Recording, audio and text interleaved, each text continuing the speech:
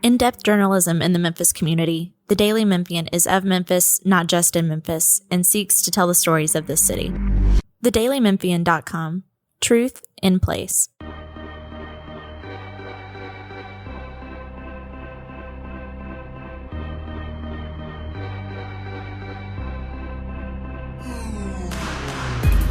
Welcome back to another edition of the Daily Memphian's Memphis Grizzlies podcast. This is Drew Hill, joined as always by Chris Herrington. This is the post-trade deadline podcast, an extra podcast this week. We've had a lot of action going on. The trade deadline passed at 2 p.m. Central Time on Thursday, and Ja Morant is still a Memphis Grizzly. All reporting, even if you sort of get into what Zach Kleiman had to say, and he spoke earlier today, as we record this on Friday, indicated the Grizzlies looked for a trade for Ja Morant and could not find a satisfactory trade. So he's now remains a member of the team, as Zach Kleiman put it. It'll be interesting to see what happens from here. We will get into that. But Chris, just first, your initial reaction to Jaren going out and Ja staying with the Grizzlies after the trade deadline. Yeah, I mean, we talked about the Jaren trade the last pod, so we've done a pod since then in terms of that trade, but you put it in conjunction with the Ja situation, I think it's pretty awkward because the Jaren trade was clearly, and Zach Kleiman made this clear in his response today, it was clearly a decision to pivot to a rebuild. I mean, he used phrase turn the page maybe multiple times. He talked about pivoting to youth. He used the phrase rebuild. Yeah, the phrase rebuild. So turn the page, pivot to youth, rebuild. It's clear that that's what they're doing. And it's clear that trading Jaren for the picks and following having traded Desmond Bane for the picks is part of that decision. And it's clear, and he wouldn't outright say this, it's clear that trading Ja Morant, in theory, is part of that plan too. They just weren't able to do it at the deadline. He did not outright confirm that they were trying to trade Ja Morant, but he didn't deny it either. He couched it in terms of, we had discussions with all the players and, we made the deals that were available to us that we thought were in the best interest of the organization. But then he talked very explicitly about the rebuild and the pivot and all of that. And I think it's awkward to have done the Jaren trade and not followed it up with the Ja trade. And I believe, we talked about this last week, I still believe that they could have chosen to do a rebuild path that included Jaren Jackson. I might have done that myself. Like I'm sort of on the fence on this Jaren trade in a way I was not with the Desmond Bane. But they decided that this is a full-scale, full-on rebuild, and the only reason that Ja Morant wasn't traded as part of it is because they couldn't find a deal that would bring back anything that would help the rebuild. Yeah, I want to go through the quotes, but I think one of the things he said was a trade takes two teams, yes. Right? Yes. Which was a pretty clear indication, and that was when asked about why Ja was not traded, a pretty clear indication and confirmation that was what they were trying to accomplish. I wrote a column, you wrote a column post-trade deadline. You sort of wrote about the end of a Grizzlies era, which was confirmed today by Zach Kleiman. He even used that phrase, end of an era. Yeah. Right? And then I wrote a little bit about the pros and cons from my perspective, opinion column about Ja returning to the team. Let's go through some of those. I think it's worth hashing out a little bit before we get into Zach Kleiman quotes. I think if you're looking for a positive spin on this, I think there's a few things here. One is it remains to be seen if he ever does get back on the floor for the Grizzlies this season. And we'll get into why that doesn't sound very likely. Right. He would have the chance, theoretically, to recoup some trade value, potentially, if he does play well and it does stay healthy, because what we came to learn through the reporting and as it sort of played out is that it didn't appear, even if you take out speculation, whatever the Grizzlies' asking price was clearly not met. And all indications are the Grizzlies' asking price wasn't anything that was astronomical. Like at all. At all. I mean, we can only speculate based on the reporting, but it seems pretty clear. They were trying to get something done that would have at a minimum not been negative value and would have hopefully been slightly positive, but it didn't seem like there was a high asking price. So if he does play and he is, productive and efficient and a good teammate and a good leader through the end of the season, maybe that recoups some trade value as we look forward, because, it doesn't appear like Ja Morant's a part of this rebuild by all indications. So if you are indeed going to trade him, maybe you can get some help there. I think the other big positive about this is that when the next trade window comes, a lot will change, because we will have the NBA lottery decided. The race to the bottom this year is going to be ridiculous with how good this draft is and how many teams attempted to get worse at the trade deadline. The game against the Kings was egregious. The players that the Kings had out on the floor late in that game. The effort of the players they had on the floor early in the game. And yeah, that too. And so when you look at the potential next trade window, you will have some sort of idea of what the draft landscape looks like. It will be set. And this draft is so good. So many players are considered to be at the very top of this thing, that to be elite prospects. That changes franchise fortunes overnight, depending on who you get. So maybe there's a team that thinks that they're going to get a great pick in this lottery and they just won't, and that will change their thinking and maybe free up some intention, I guess, to go trade for Ja Morant. Your thoughts on that? Yeah, I think the 2 points you just raised, I want to bring them together in a question, and I think this is a key question for the Grizzlies right now, about the relationship between these two things that you talk about, the relationship between, the ability of Ja Morant on the floor to raise his trade value from what it was at the deadline, and the possibility that shifts within the league, shifts within the fortunes or status of teams would open up the trade market more than it was the deadline. We know there was not a good trade market at the deadline.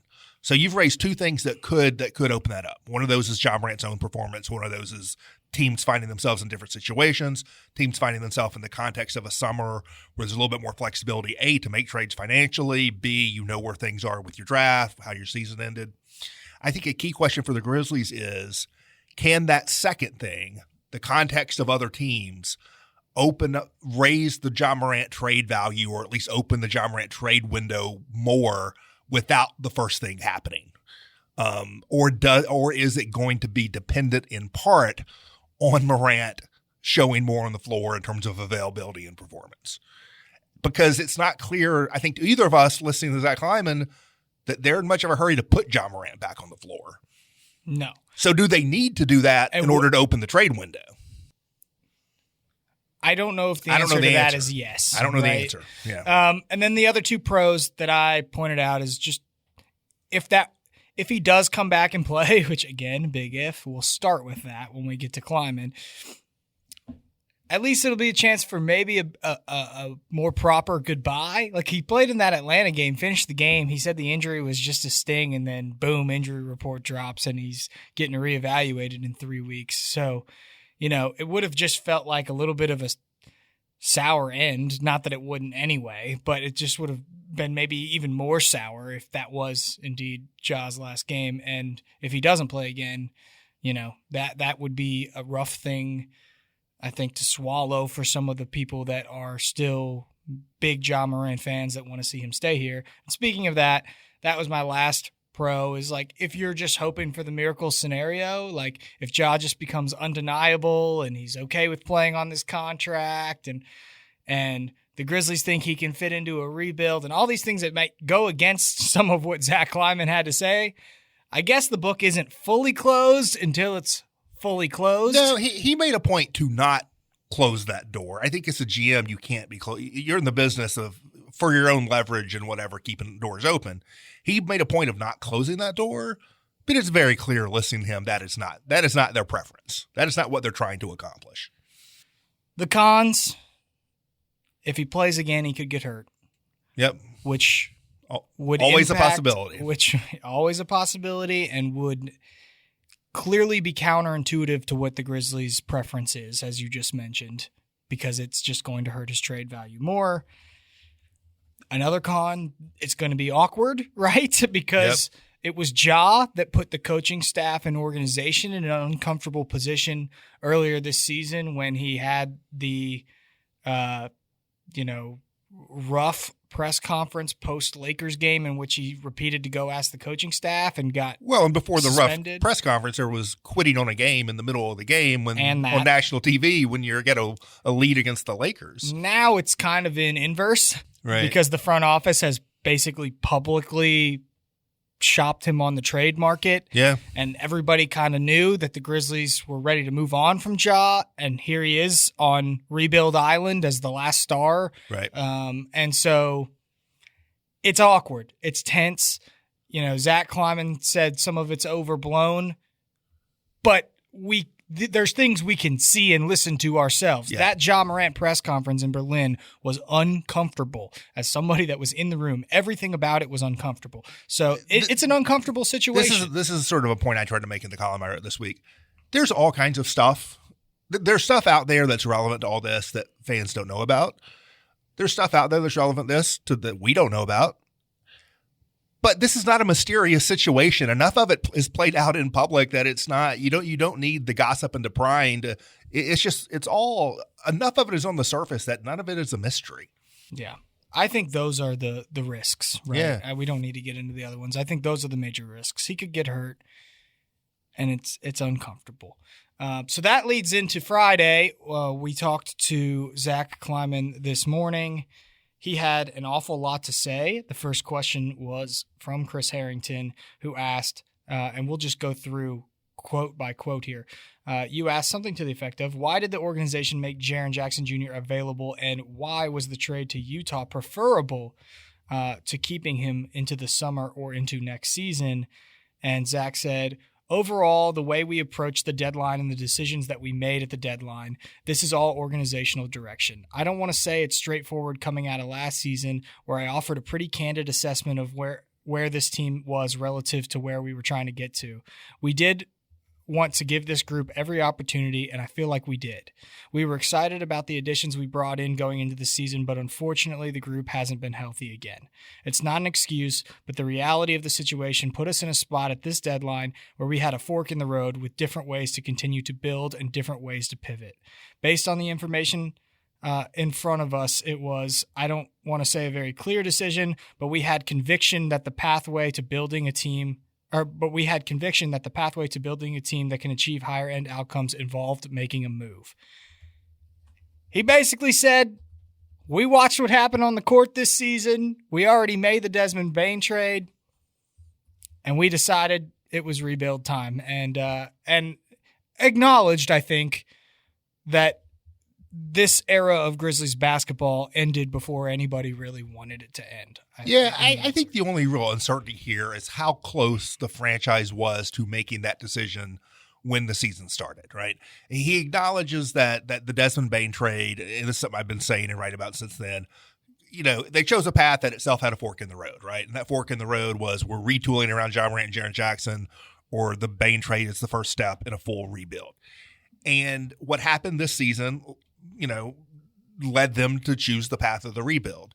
And so to me, the only real uncertainty is how much were they leaning towards that choice when the season started. But clearly the way the season went, I don't know if it necessitated that direction, but certainly nudged in that direction. And that's the same answer, or a little bit later in the same answer, he said, and this sort of ties into the Ja stuff, on the Jaren, he said, we felt good about the return, and we thought it healthier for the organization to turn the page as much as we were able to at this deadline. Yep. And then he added on that they want to be able to build this team with a clear mind as to what we are trying to achieve, which is pivoting to a younger build. Yep. We are not shying away from that. Right. That's where this team is at this point. That was the opening question. And that Ja Morant is not mentioned in that answer. That was immediately a message about Ja. 100%. Yes. So then we continued on. The very next question was from myself, and I wanted to know why they chose to make Ja Morant available. and why he was not traded. Of course, we know that Zach Kleiman from the Daily Memphian said that trading Ja was just a fantasy a season ago. And here we are going through the entire Ja drama publicly on the trade market. And he said, in terms of the decision to evaluate opportunities for all players on our team, obviously we consummated a trade involving Jaren, and Ja continues to be on this team going forward. Trades take two teams. We evaluated the opportunities that were available to us at the deadline, and as always, we made the trades we felt like were in the best interest of the organization going forward. The two trades that we did make at this deadline, we felt like they were in our best interest going forward. There were not other trades at this deadline that we felt like were in the best interest. So he essentially said, we tried. Right.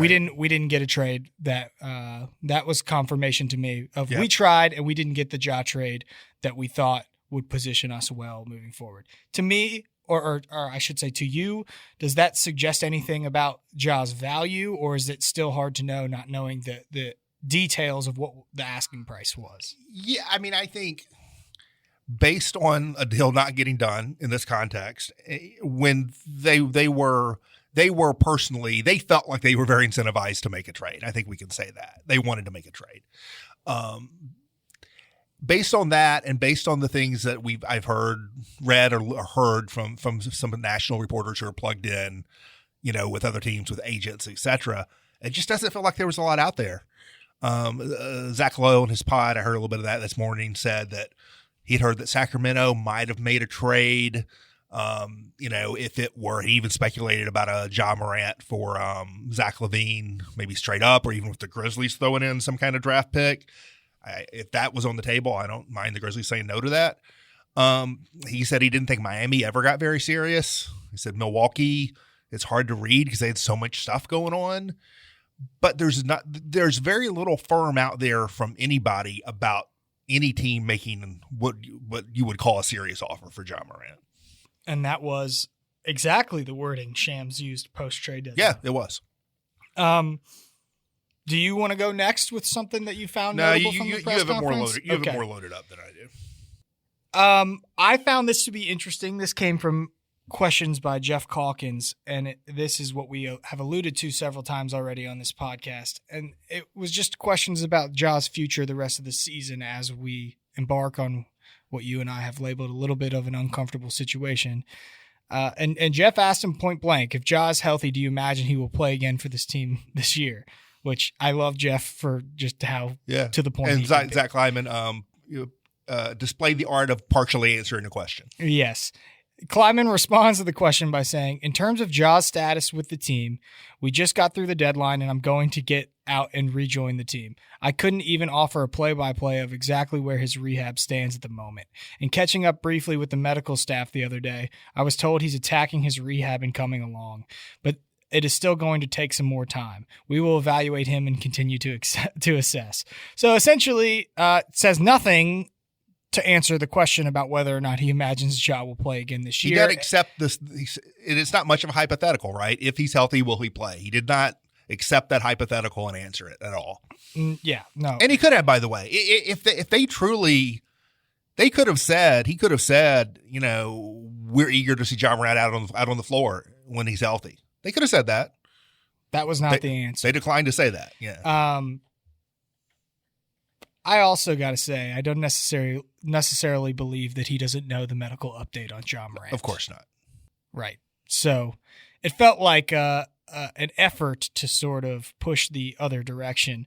And then it was followed. That was followed by two more questions from Jarvis Greer. One, so you're saying if he is medically healthy to play, he will play? First Jarvis asks, if Ja does get healthy and he's ready to go, do you weigh putting him back on the court against your chances of getting a high draft pick? Do you look at the fact that if he gets hurt, it lessens his trade value? Which I also thought was a good point. Very direct. Usually, GMs don't talk about these sorts of things, especially any suggestion of tanking, which I think was hinted. And he still didn't, but the question was served up. Yeah. So the question did set him up, and he said, "I appreciate the question, but it will be a medical determination and a medical determination only." It was followed by another question from Jarvis. "So you're saying if he is medically healthy to play, he will play?" And Zach Kleiman said, "I said what I said. I will continue to say it. He's attacking his rehab, and I will get out there and get a better download on where things stand at the moment. It is a medical determination." All of this just suggests that Ja is probably not going to play for the Grizzlies again. Yeah, I mean, this is a story that's going to be common to at least half a dozen teams in the NBA over the next 2 months. Is going to be interesting to watch. It's a little different with Ja. In terms of the relationship stuff and what could be coming this summer. But other teams are also going to be like trying to find a way not to put guys on the floor for, Jared Jackson Jr. might be one of them, right? Anthony Davis is going to be one of them. There are other players like that. If I were running the team, if I were the one making these decisions, and I'm trying to weigh the tanking question and the potential Ja injury question and the rest of it, there are obviously other complications to this. Like if you're pivoting to a new era, you want the attention on your new players, right? Yep. You want the attention on Edey and Coward. Not just attention, but go ahead. And so you want the focus on them on and off the court to be on those guys. And you don't want negative energy around them either. Right. And I'm not suggesting that Ja would be negative energy, but we do know that they tried to shop him. Like they put him in a bad spot. The organization has now put him in a bad spot for the rest of the season. And if I were Zach Kleiman and I were trying to make these decisions and Ja is indeed healthy and this injury isn't going to hold him out, I would have him take his time on this injury recovery, push it back to the last few games of the regular season. We all know March basketball is mostly slop in the NBA. There's a few competitive games with teams that are going to be in the playoffs. The rest of the teams are trying to lose. And I would let him play a few games to conclude the season to be a little bit of a showcase for this guy still got it and go from there. That's what I would do. And here's how I would justify this decision, not to fans, not to media, to someone in the league office who's asking about this because of the tanking. How do I justify not playing a healthy enough Ja Morant without citing tanking and my draft and the draft reasons not to play him? It's twofold. It is, look, we already tried to trade this guy at the deadline. We're going to try to trade him again this summer. We are pivoting. This is a rebuild. We're rebuilding around these young players. So our focus the rest of this season is in developing these young players. We want to give the minutes to these guys who are part of our future when Ja Morant, we've decided, is not. And because Ja has an injury history, we're worried that he's healthy now, but playing him raises, more concern about injuries, which could impact our ability to trade him this summer. And our decision not to play him, even though he's healthy, is not about tanking. It is a basketball decision about under the direction of our franchise. I think that's a reasonable argument you could make, and I think it's hard. It'd be hard for the NBA to push back against that. Okay. Let's continue with a few more Kleiman quotes. But we'll see. Maybe Ja'll be on the floor in 2 weeks. Yeah. Let's keep going down this interview. But first, let's take a break for a message from our sponsor. Want to make a big impact without getting lost in a big system? Join Youth Villages to be a force for families while becoming part of one. Help make positive changes on a national scale, one community at a time. It takes a family to transform lives. Start with yours. Apply now at youthvillages.org/careers. One of the questions that Zach Kleiman was asked is, how does he assure fans that he is the GM for the rebuild? Obviously, this is me talking before I get to the quote.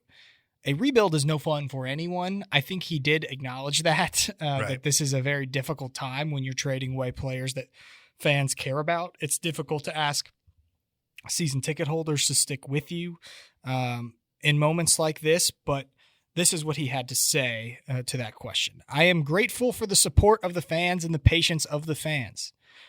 This is certainly not, if you were turning a page on an era, there are moments that are less fun on the court. There are moments where I have been disappointed with myself that we weren't able to get over the hump and achieve a higher level outcome with this last iteration of the team. What we have going forward is a group of young players in Cedric Coward, Zach Edey, and Jalen Wells. We are excited to get to know Walter Clayton. I'm not going to sit here and crown any Cam of them. Spencer was in that. And Cam Spencer, sorry. I'm not going to sit here and crown any of them and say they are going to be the next this or that. But we have a critical mass of players that fit the identity we are going for. They are tough-minded, physically tough, unselfish, and they play the right way. I think they fit the way that the NBA is going if you look at teams that are achieving at the highest level. I think our coach is doing a terrific job this season under difficult circumstances of having basically none of our point guards and centers available for most of our games this season. And then I continue the quote later on, left some stuff out. As we turn the page with a group of guys that fit the identity we believe in and as many draft assets as any team in the league, I think we are as well positioned for success as any team in the league pushing forward. There's a lot there. First of all, do you make anything of no mention of Gigi Jackson when he's talking about the group of young players? No, it's interesting. I've seen people bring that up. I think there's a few things you could say about that. It's certainly possible. It's just, you're up there talking and you're saying names and it's oversight. It could be an indication of how top of mind certain players are and where they're at in terms of how you're projecting the team as the person building the team. One point I would make, when they did the Jaren Jackson trade to Utah, there had to be, and we talked about this a little last week, there had to be a fourth player on a small contract in that trade to make that trade work. Gigi Jackson could have been that player. He was not. Vince Williams was that player, and I can tell you for a fact they valued Vince Williams. And so the fact that they put Vince Williams in that trade when they did indeed value Vince Williams suggests they don't place no value on Gigi Jackson, because otherwise they could have put him in that trade instead. And so do they hold Gigi Jackson in the same esteem they hold the players they named? Maybe not. That might be an indication of that, but I don't think it's necessarily an indication. They also did mention Scottie Pippen, by the way. I think Scottie Pippen is probably better than some of those guys they listed. I think Gigi Jackson could be, depending on how he develops. So it wouldn't surprise me if both Pippen and Jackson, who went unmentioned, are better than like 2 or 3 of those guys on that list. Yeah, Scottie Pippen is a player that a little out of sight, out of mind. Is out of sight, out of mind. He may play tonight, though, for the Grizzlies in Portland, make his season debut. He is questionable, which usually is a good sign when you're coming back from a long injury like that. The other thing I make of this was the specific mention of Walter Clayton in the return. It feels like they do feel pretty strongly about him. He came up multiple times during the interview process today for Kleiman. So right. He's only halfway into his rookie season. Yeah. And the fact that he struggled, and the fact that he struggled a little bit halfway into a rookie season is not particularly meaningful, really. No. And, you got to think he's playing behind Keontae George in Utah. He's playing behind Isaiah Collier. Right. So the opportunities are a little bit more limited. We'll see what he has the rest of the season for the Grizzlies. I imagine he's going to get a lot of opportunity. He is kind of the type of player that the Grizzlies like, a very productive college player. Watching the last game, and when you add Clayton and Pippen both to the mix, it's going to be more like this. I almost made a Memphis Rockers joke, which like only the oldest people would. You have no idea what the Memphis Rockers is. No clue. The Memphis Rockers was the Memphis franchise. This is when I was in high school. John Starks played for the Memphis Rockers before he was with the Knicks. John Starks was Memphis Rockers were the Memphis franchise in the short-lived 6'5" and under professional basketball league, where only players 6'5" or shorter played in the league. So John Starks was like the starting center for the Memphis Rockers or whatever. The Grizzlies could throw out some Memphis Rockers lineups now. They really could. We're going to get center Kyle Anderson tonight. Slow-Mo's He's back. Questionable illness, by the way. Yeah. So we'll see. Yes. Slow-Mo got, not to jump ahead, but Slow-Mo got a reference at the very end of this. So yeah, that he's a good veteran. People have attached to that. We can get to that at the end. You make anything of his comments about Isolo doing a terrific job? Not really. I think people. What else is he supposed to say? I think he believes it. I've been asked this by people, like, is Isolo in trouble? Like, what does Kleiman think about Isolo? I'm like, I don't think Isolo's in trouble at all. No. I think a year from now he could be, if like things aren't going well and they don't like the way things are headed with the players. But I think exactly what Zach Kleiman said here, where Like, he hasn't had his point guards or his centers almost the entire season. I think it's just really hard to evaluate him given what he's had to work with. He hasn't had his point guards or his centers. You wonder when the team knew that this was the direction that they were going to take. Yep. They've been limiting minutes all season long. Yep. So that's not necessarily right. a coaching decision. Coaches game plan to try to win with the parameters that they're given. Right. And then also, I do think he thinks highly of Isla. I actually, like you, I believe that. It wouldn't reflect well on Zach Kleiman if he was like, did anything besides stand firmly behind the second coach that he's hired in 50 games. Roughly, yeah, he's gonna have more of a leash in part for that reason. Yeah.